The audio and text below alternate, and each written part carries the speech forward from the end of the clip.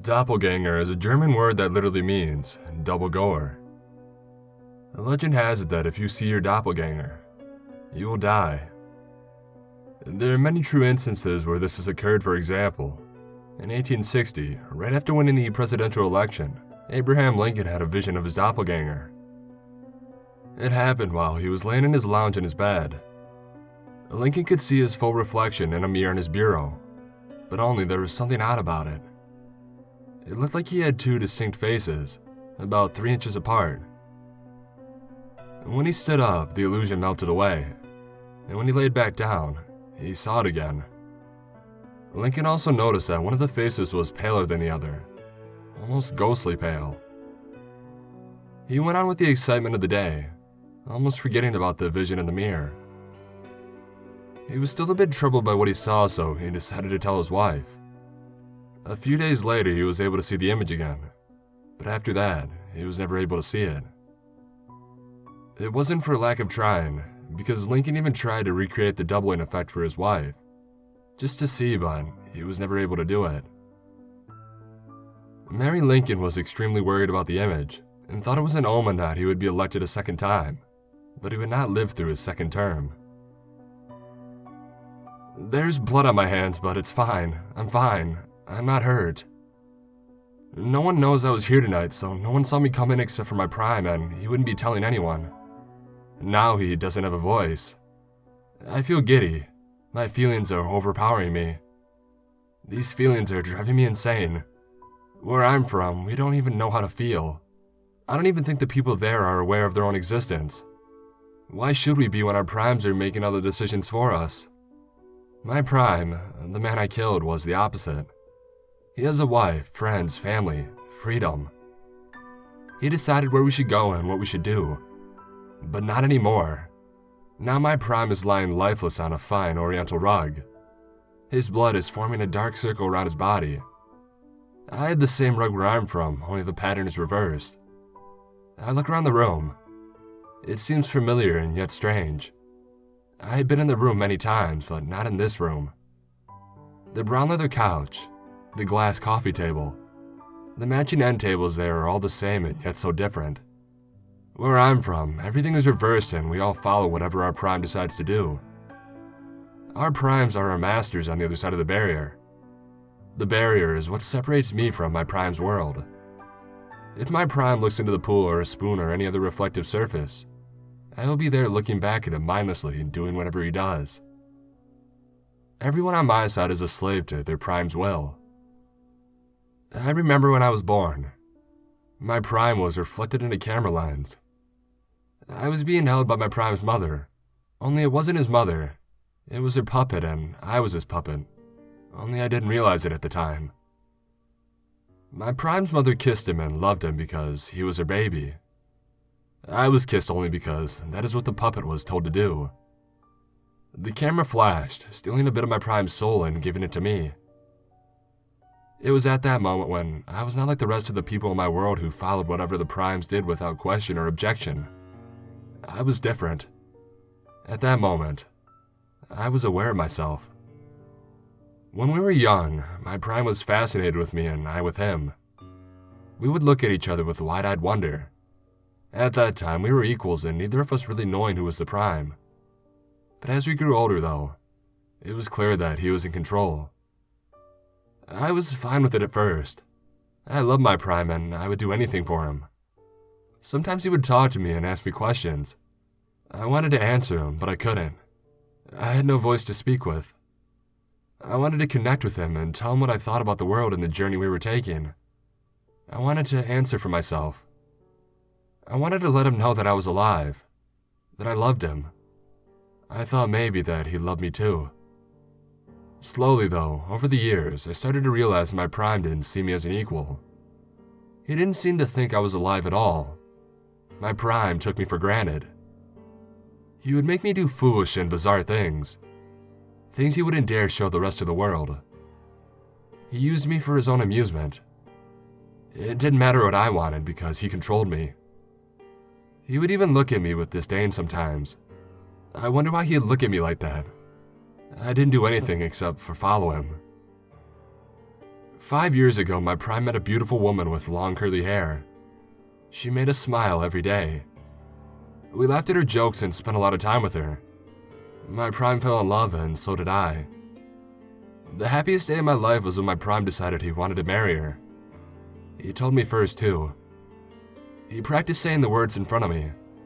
I wish that I could be the one to ask her. I wanted to switch places with my prime just once. But I couldn't, so I just followed him. She said yes, and we were soon married in the spring. The wedding was beautiful.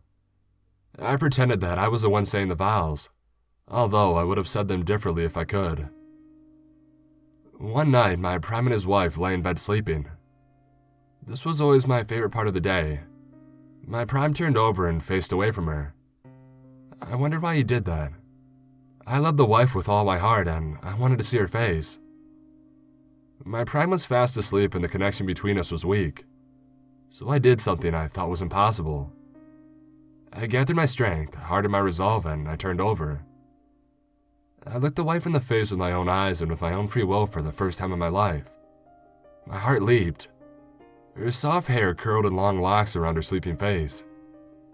Her body moved up and down at a slow, constant pace. I looked into her face and I kissed her on the forehead. I truly loved her. No, it wasn't her. It was her prime that I loved. I turned away from the lifeless doll next to me and I went back to following my prime. My true love was on the other side of the barrier. After that, every day was a torture. Every kiss which I used to cherish so much was a dagger plunged into my heart. I was jealous of my prime. I loved her more. There is no way anybody could love her as much as I did. And yet he gets to be with her and I was stuck behind the barrier with her puppet. I had to break free. I had to break my connection with my prime completely and cross the barrier that kept me away from my love. I couldn't live in this world as a slave to my prime any longer. I had to be free. I waited and observed the barrier that kept our worlds apart. And there were certain times and places where it was thinner than ours, when the reflective surface was dark like a TV screen, and when the reflective surface was foggy like a bathroom mirror. I looked more like a shadow than I did my prime, and the connection weakened. When my prime was sleepy or intoxicated, he held less power over me, and I knew I could use it to my advantage. I practiced moving on my own at night, and I was eventually able to move around freely whenever I wanted. All my prime would see was a shadow that passed in the corner of his eye. Of course, when he looked at me directly, the connection was strengthened again and I was a slave to his will. Finally, my chance to leave my prison came when my prime's wife bought a full-length antique mirror. She didn't know it, but the mirror was coated in mercury, a poisonous and magical chemical. She hung it in the living room. Because of the strange qualities in the mercury, the barrier between worlds was so thin that all I needed was for my prime to look away and I knew I would be able to cross. I had already planned out the exact time to escape.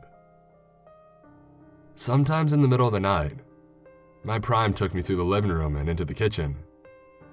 He never turned the lights on and never woke his wife. I would make the switch and throw him across the barrier to be my puppet, so I could be the prime. I was ever ready for the night when he would sleepily pass the antique mirror and we would trade places forever. And tonight, it finally happened. On this cold December night, my prime woke from his slumber. He put on his robe and left the bedroom. Anticipation rose in my stomach as he led me down the stairs and into the living room. He passed the mirror and I easily broke through. I leaped out of the old mirror and I landed safely on the other side. My prime didn't notice me at all. I grabbed him from behind and I pushed him into the mirror. It didn't work. Instead, the mirror broke into pieces and my prime cut us out on the glass. He cried out in pain and I felt the wound on my head too. I checked my forehead. Normally I would be bleeding, but not this time. I was uninjured, but our connection was so strong I still felt my prime's pain. My prime tried to pull himself up off the floor. I could feel the mirror pulling me back in, and I panicked. I didn't mean to hurt him. Honestly, that was not my intent. If he looked at me directly, I knew I would just be a reflection again. I wasn't thinking and I just wanted my freedom. I took one of the glass shards in my hand.